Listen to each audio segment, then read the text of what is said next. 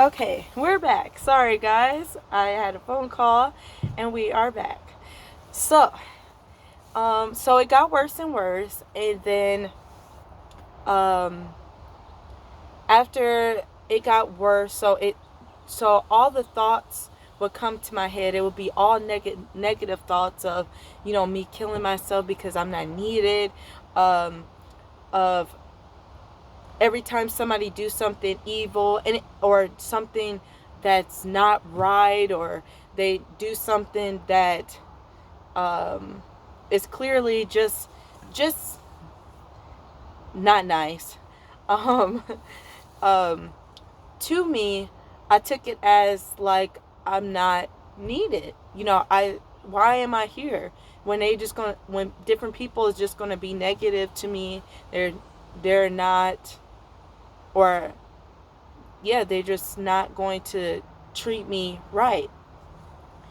Um, so after that was happening, I got so overwhelmed with, the depression, and it just started getting worse. The voices started to be, um, the voices started to get stronger and louder, and much more louder than God. And I'm like, okay. Then also, I have to mention my twin sister. So during this time, my twin sister, she would get different things with God. So she would have like spiritual encounters with God, or she would see things and different things. And I say, oh man, I wish I can do that. But I didn't feel loved with God because of the things that I was enduring at the time, and also because I felt like God didn't love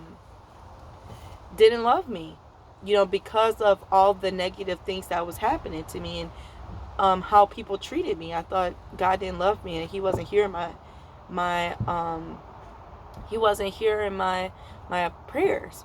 Also, I have to mention is during this time, at school, um, also, I wasn't getting, so in middle school and elementary, I got really good grades.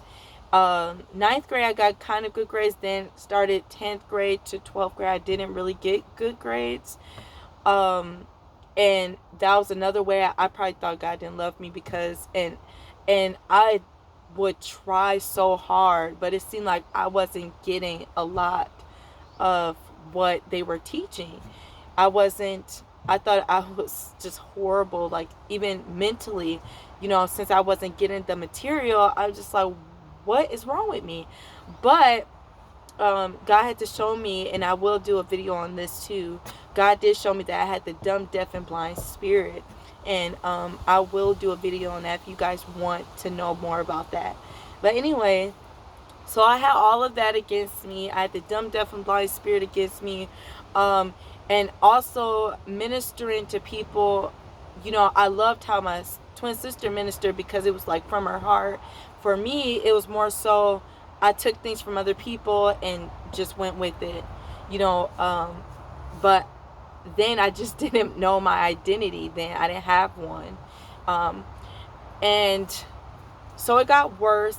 And so during this time, the environment that we lived in, I didn't really, um, people didn't really explain a purpose and a destiny, that everybody is here for a purpose and destiny. That was not explained at all. So I didn't know that I was here for a purpose or a destiny. I thought, you know, uh, just different things. So I thought maybe you go to college, you get a degree, and that's it. Then marriage, and then that's pretty much, or you get raptured, and that's pretty much it. But or you just die for God. But anyway, so during that time, I'm still, I'm still not right.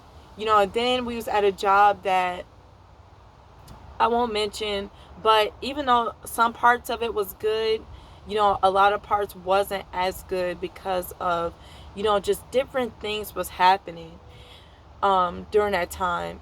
Just, you know, from everywhere. It was just a lot of different things of ridicule, different things that brought on, that depression. And also you know, it also is a family, I'll say generational curse too, because a part of one of my parents, the generational curse is um, depression. But anyway, so during this time, it got worse and worse, and then anxiety. I got a lot of anxiety of a lot of different things. Anxiety on the to drive. I'm anxiety because I don't have my license, not even now, but I'm working on it. But anyway, I was scared to drive. I was scared to get my license because I'm like, I don't want to drive on the road. Um, I'm also afraid of the road, of uh, driving. When someone is driving, I would get really anxious and sick, while I was while someone else is driving. Sorry. But yeah, so um, I got a lot of fear, and then anxiety started to get worse and worse. And when we left that job to go to my mom's thrift store, that's when it seemed like all of the depression, anxiety, fear, suicidal thoughts started to arise even more. Customers there, it seemed like different things was happening with that. Different things was said. Just a lot of different things that overwhelmed me. Not to mention a lot of um, situations was happening during this time. Uh, just so many different things. So anyway, after that, all of that, it seemed like God had us go, me and my twin sister, go to my mom's thrift store for me to see all of the pain that I endured and kept into my heart. And I would say this, a lot of depression, you have to forgive people.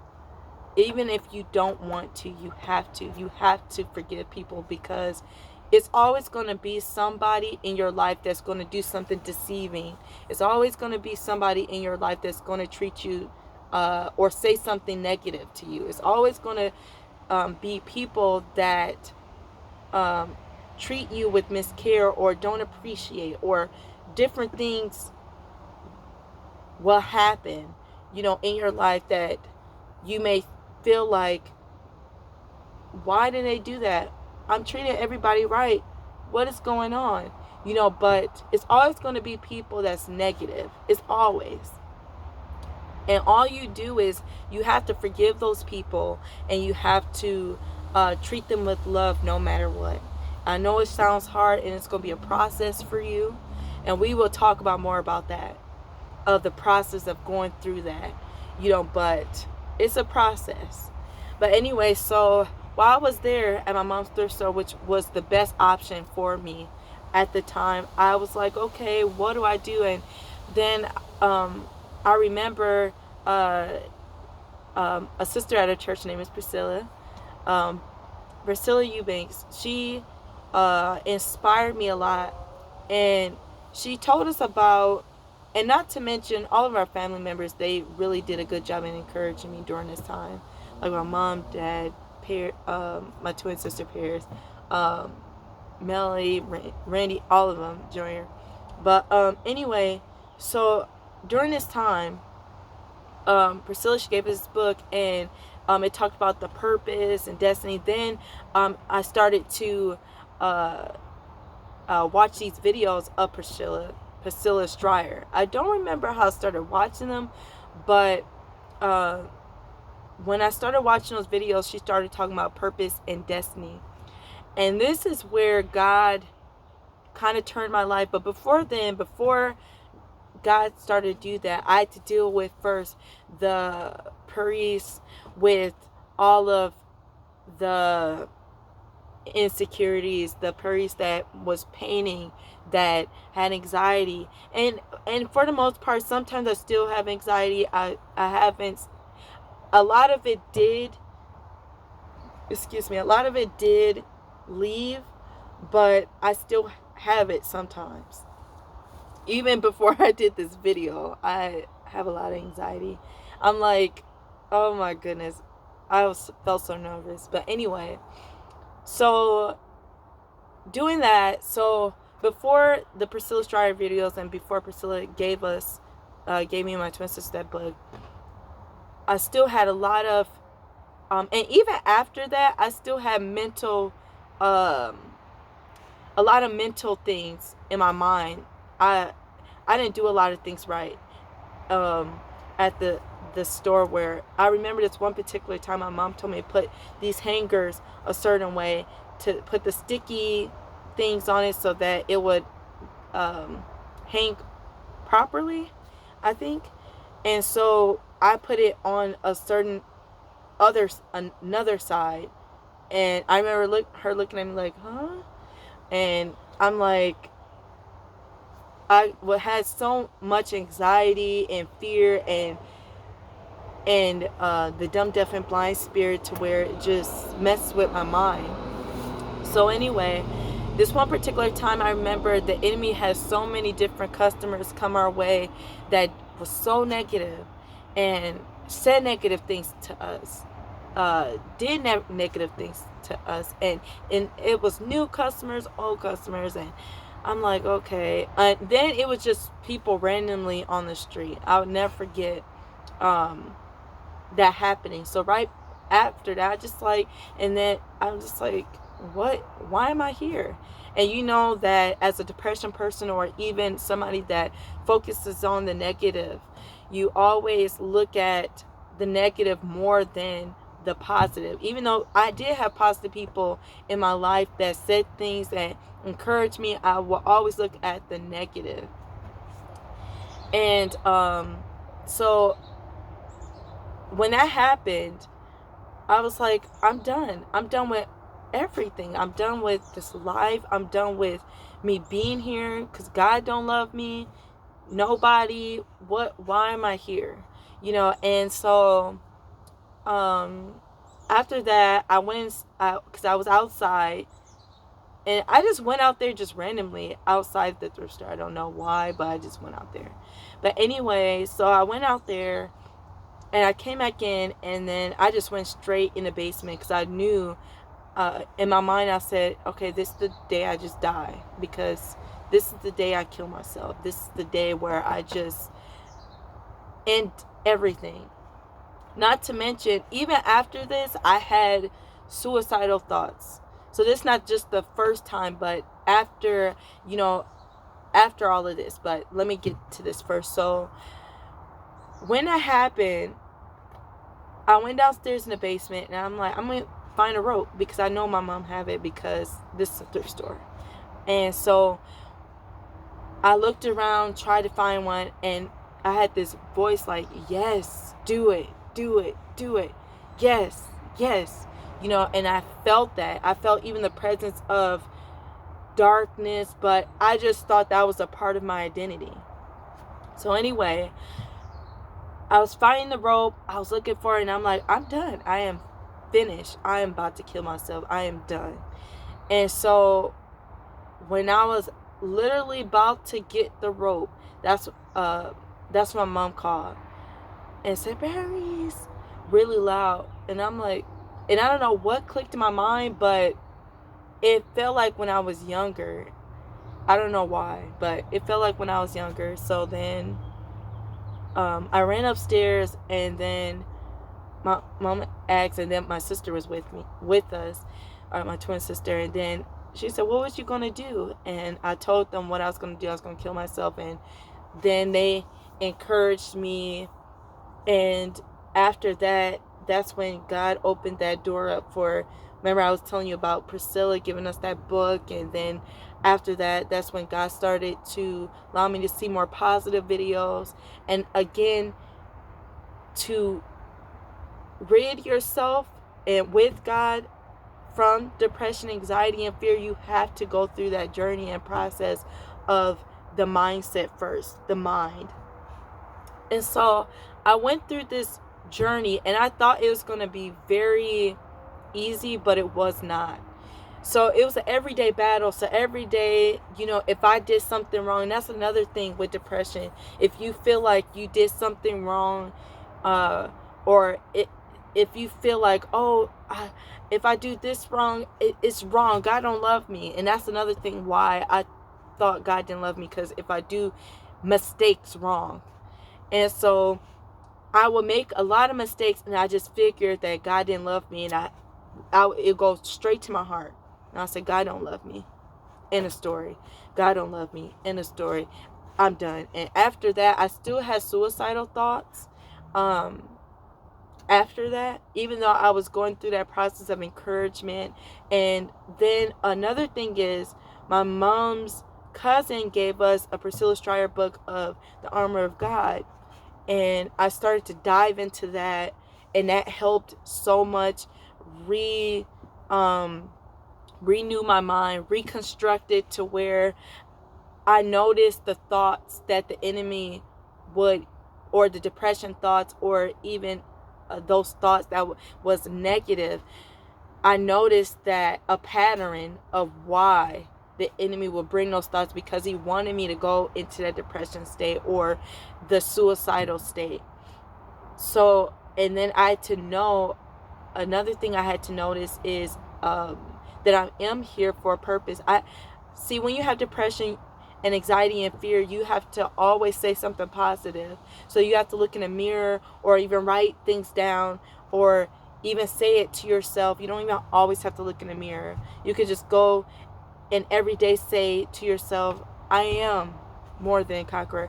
I am fearfully, wonderfully made. God made me into this person that I am. And you have to keep saying that over and over, because if you don't, saying that every day, saying positive scriptures, positive attributes about yourself, you will easily slip back into that depression, even when you are going to get tested. And this is another thing that right after, when I was starting to get, when the enemy was bringing those thoughts to me of suicide and depression and fear and anxiety, the enemy started to use people. So it'll be people probably in the store, and they'll do something, they would do something negative to me, and then I'm like, what?